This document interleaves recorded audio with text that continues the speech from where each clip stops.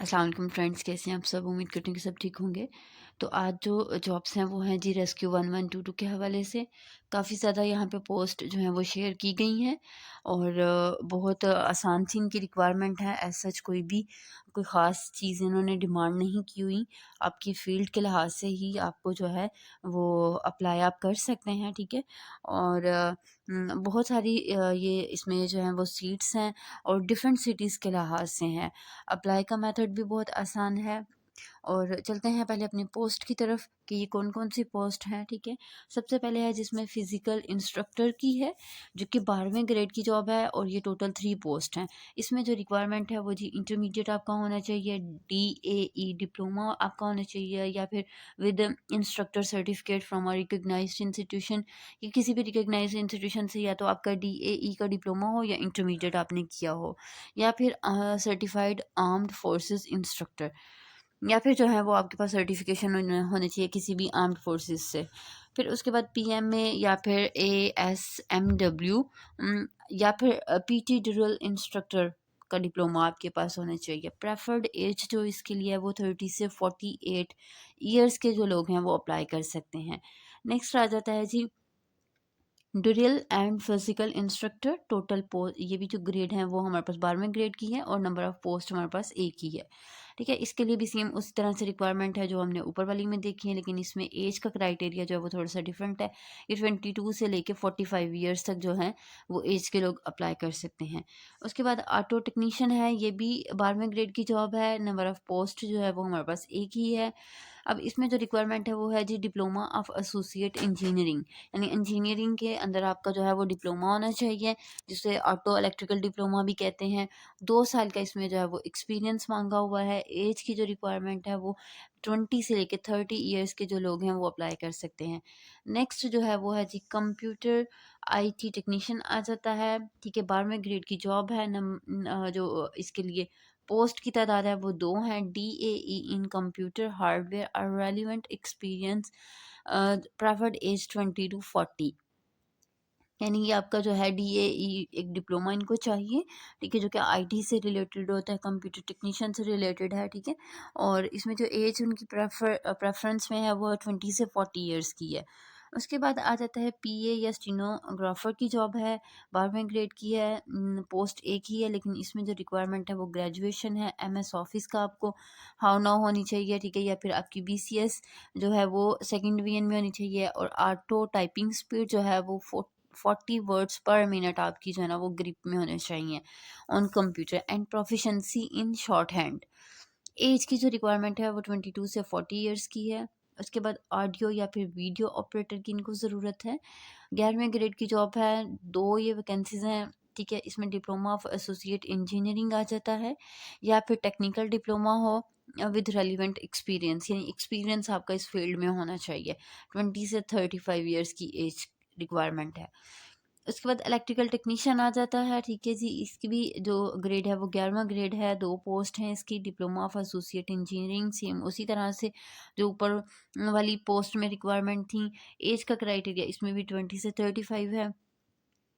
उसके बाद आ जाता है जो ट्यूबवेल एंड पूल टेक्नीशियन, 11वें ग्रेड की है। एक ही मतलब इसमें वैकेंसी है, जिसमें डिप्लोमा ऑफ एसोसिएट इंजीनियरिंग, ठीक है, वही जो ऊपर हम लोगों ने लास्ट 2 वैकेंसीज में देखा है। 2 ईयर का अलबत्ता एक्सपीरियंस है। 20 से 35 जो है वो एज की रिक्वायरमेंट है। उसके बाद आ जाता है जी सिक्योरिटी सुपरवाइजर, 8वें ग्रेड की जॉब है। एक वैकेंसी है। इसमें 10 ईयर्स का जो है वो आर्म्ड फोर्सेस सिक्योरिटी, यानी कि कोई आर्मी से रिटायर्ड पर्सन जो है जिसका 10 साल का एक्सपीरियंस हो, उसको उसकी डिमांड है एक्सपीरियंस एज सूबेदार और नैब सूबेदार, ठीक है। तो आपका जो है वो एक्सपीरियंस होना चाहिए एज अ सूबेदार या फिर नैब सूबेदार। एज की रिक्वायरमेंट है जी वो 30 से 50 ईयर्स तक है। उसके बाद सैनिटरी सुपरवाइजर आ जाता है, 10 ईयर्स तक मिडल इसकी रिक्वायरमेंट है, ठीक है। 10 ईयर्स की जो है वो आपका एक्सपीरियंस होना चाहिए आर्म्ड फोर्सेस के अंदर। एज जो इसमें रिक्वायरमेंट है वो 30 से 45 की है। प्लम्बर का है, प्लम्बर की भी एक ही जॉब है, जिसमें मिडल 3 ईयर्स, मिडल मतलब आपकी एजुकेशन होनी चाहिए, 3 ईयर का एक्सपीरियंस होना चाहिए। एज जो है वो 18 से 40 ईयर्स तक होनी चाहिए। पेंटर आ जाता है इसके बाद, ठीक है। पेंटर में 3 ईयर का एक्सपीरियंस, मिडल जॉब मतलब मिडल आपकी क्वालिफिकेशन होनी चाहिए। एज जो है वो 18 से 40 ईयर्स तक हो। नेक्स्ट आ जाता है जी कारपेंटर आ जाता है। मिडल इसमें एजुकेशन है, 3 ईयर का एक्सपीरियंस है, 18 टू 40 इयर्स एज हो। उसके बाद मेसन आ जाता है, एक मेसन की जॉब है, ठीक है। मिडल एजुकेशन हो, 3 इयर्स का जो है एक्सपीरियंस हो, 18 से 35 तक आपकी एज होनी चाहिए। उसके बाद ये है जी स्टाफ रिक्वायर्ड फॉर डिस्ट्रिक्ट। अब जो इनको अपने डिस्ट्रिक्ट्स के लिए जो स्टाफ रिक्वायर्ड हैं उसके भी देख लेते हैं हम। अब इसमें सबसे पहले अकाउंटेंट की जॉब है जो कि 15वें ग्रेड की है। नंबर ऑफ पोस्ट जो है ये 5 है, ठीक है। बीकॉम इसमें रिक्वायरमेंट है, ठीक है। बीकॉम की सेकंड डिवीजन में आपका क्लियर होना चाहिए किसी भी यूनिवर्सिटी से जो कि एचईसी से जो है वो अप्रूव्ड हो। एज जो है वो 22 से 30 इयर्स तक होनी चाहिए। उसके बाद आ जाता है जी वायरलेस टेक्नीशियन का 12 ग्रेड की जॉब है। 7 वैकेंसीज हैं। Diploma of associate engineering electronics के अंदर सेकंड डिवीजन होनी चाहिए आपकी, ठीक है। किसी भी रिकॉग्नाइज्ड इंस्टीट्यूशन से एज 20 से 30 इयर्स तक हो। उसके बाद स्टोर कीपर की है 11 ग्रेड की जॉब है। 15 इसकी जो है वो पोस्ट हैं जिसमें जो है इंटरमीडिएट होना चाहिए आपकी सेकंड डिवीजन के साथ, प्लस 25 वर्ड्स पर मिनट टाइपिंग स्पीड होनी चाहिए। एज आपकी 20 से 30 तक होनी चाहिए। नेक्स्ट है जी मेडिकल एमरजेंसी मेडिकल टेक्नीशियन। अब इसके अंदर स्टूडेंट जो है नर्सिंग के या फिर जो पैरामेडिकल के डिप्लोमा होल्डर हैं, ठीक है, या कोई भी डिप्लोमा जो कि किसी भी आपने काउंसिल से किया हुआ है, ठीक है, उसके लिए आप अप्लाई कर सकते हैं। मतलब अगर आप डिस्पेंसर हैं, अगर आपने ओटी का किया हुआ है, अगर आपने मेडिकल टेक्नीशियन का किया हुआ है, किसी भी नर्सिंग का डिप्लोमा, कोई भी डिप्लोमा, मतलब आपने मेडिकल फील्ड से रिलेटेड किया हुआ है, ठीक है, तो आप उसके लिए अप्लाई कर सकते हैं। एज आपकी 20 से 30 इयर्स तक है। उसके बाद जूनियर स्टोर कीपर की जॉब है। ये स्पेशली ऐसे में जो डिस्पेंसर्स के जो स्टूडेंट हैं वो अप्लाई मतलब डिप्लोमा होल्डर हैं, ठीक है, जिनका डिप्लोमा कंप्लीट हो चुका हुआ है वो अप्लाई कर सकते हैं, ठीक है। लेकिन इसके साथ साथ मैट्रिक की भी उनकी रिक्वायरमेंट है कि मैट्रिक के साथ साथ आपका डिस्पेंसर का डिप्लोमा हो, या फिर कोई भी retired army personnel with relevant experience, यानी आर्मी का कोई भी पर्सन हो जिसका जो है ना इस फील्ड में एक्सपीरियंस हो। एक्सपीरियंस्ड पर्सन को प्रेफर किया जाएगा। 22 से 50 ईयर की एज की रिक्वायरमेंट है। उसके बाद है जी रेस्क्यू ड्राइवर एलटीवी, ठीक है। 5 जो है ये ग्रेड की जॉब है और 316 यानी सबसे ज़्यादा जो वैकेंसीज हैं ये ड्राइवर की हैं, जिसमें सेकेंडरी स्कूल का सर्टिफिकेट होना चाहिए from a recognised board and having valid LTD licence, और एलटीवी का जो लाइसेंस है वो होना चाहिए। एज की तो रिक्वायरमेंट है वो 20 से 30 इयर्स है। तो अब स्टूडेंट इसके बाद हम देख लेते हैं कि ये किन किन सिटीज़ के अंदर मतलब जो है ये पोस्टिंग की जाएगी। अब सबसे पहले इसमें जी अटक है, भावलपुर है, भावलनगर है, चिकवाल है, चिन्योट है, डीजी खान है, फैसलाबाद, गुजरांवाला गुजरात, हाफिजाबाद, झंग, झेलम, कसूर, खानीवाल, लाहौर, लिया, एम बीदीन, मियांवाली, मुल्तान, मरी, मुजफ्फरगढ़, ननकाना साहब, नारोवाल, ओकाहारा, पाकपतन, रहीम यार खान, राजनपुर, रावलपिंडी, सरगोदा, शेखुपुरा, सियालकोट और टी सिंह और बिहारी। तो ये पाकिस्तान के कुछ डिस्ट्रिक्ट्स हैं। ऑलमोस्ट इसमें सारे ही एरियाज़ कवर हो जाते हैं। यहाँ पे आप सब लोग अप्लाई कर सकते हैं अपनी क्वालिफ़िकेशन के हिसाब से। अब इनकी सिलेक्शन प्रोसीजर देख लेते हैं कि ये किस तरह से हम अप्लाई करेंगे, क्या मेथड है अप्लाई करने का। तो कहते हैं कि एप्लीकेशन जो है वो are invited against this post on contract basis for the period of 2 years. कहते हैं कि ये जब अगर आपकी जॉब की अगर सिलेक्शन हो जाती है तो 2 साल का जो है ये आपका कॉन्ट्रैक्ट पीरियड होगा, ठीक है। Further extendable subject to performance, अगर उसके बाद आपकी परफॉर्मेंस अगर बेहतर रहती है 2 ईयर्स में तो आपके इस कॉन्ट्रैक्ट को एक्सटेंड भी किया जा सकता है।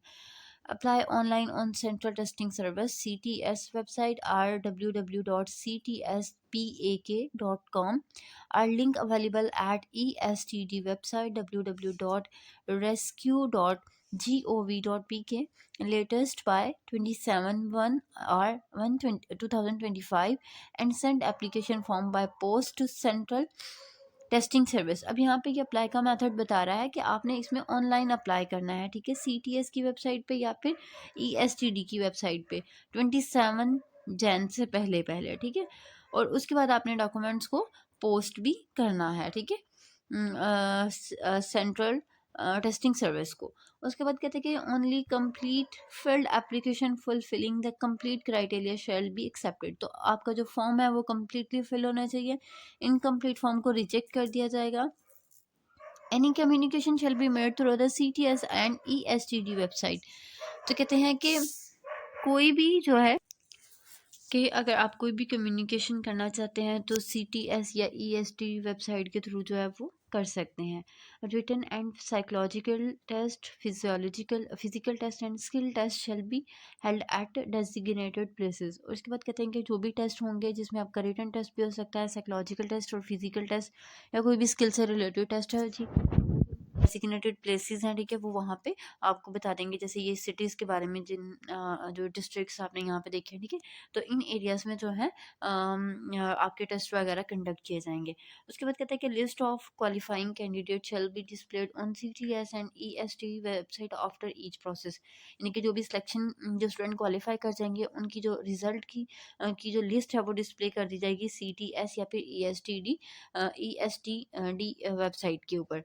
उसके बाद कहते हैं कि final interviews shall be conducted at the emergency service headquarter at Thokar Niaz bag Lahore. तो कहते हैं कि जो फाइनल आपका इंटरव्यू कंडक्ट किया जाएगा वो लाहौर में किया जाएगा, ठोकर न्याज बेग पे, ठीक है। उसके बाद कहता है कि वहाँ पे जो मतलब इनका हेडक्वार्टर है वहाँ पे किया जाएगा। At the time of interview candidate shell submit a medical report issued by the government teaching hospital RDHU hospital regarding their physical examination, height, weight, chest, eyesight, and physical deformities, and laboratory tests for hepatitis B and C, HIV and RPR।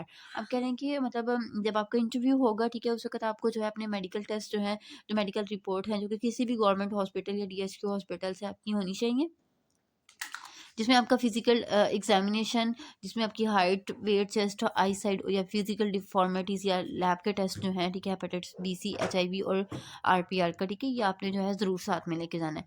उसके बाद next है जी, any person with the VN less than 6/6 each eye without glasses and colour blind, obesity with BMI 30 or above and hepatitis B, C, HIV or PR positive shall be shortlisted at any stage।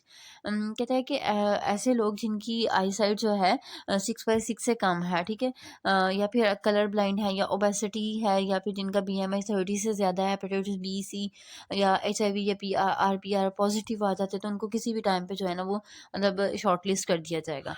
उसके बाद क्या है जी, candidate are directed to apply only for one suitable post, यानी आप किसी एक ही post के लिए अप्लाई कर सकते हैं, लेकिन ये यहाँ पे ये भी कह रहे हैं कि अगर मतलब आप एक से ज़्यादा किसी दूसरी सीट पे भी मतलब अप्लाई कर सकते हैं, वहाँ के लिए सूटेबल है जो सिलेक्शन कमेटी, क्योंकि वो आपको किसी दूसरी पोस्ट के लिए भी आपको मतलब सेलेक्ट कर सकती है।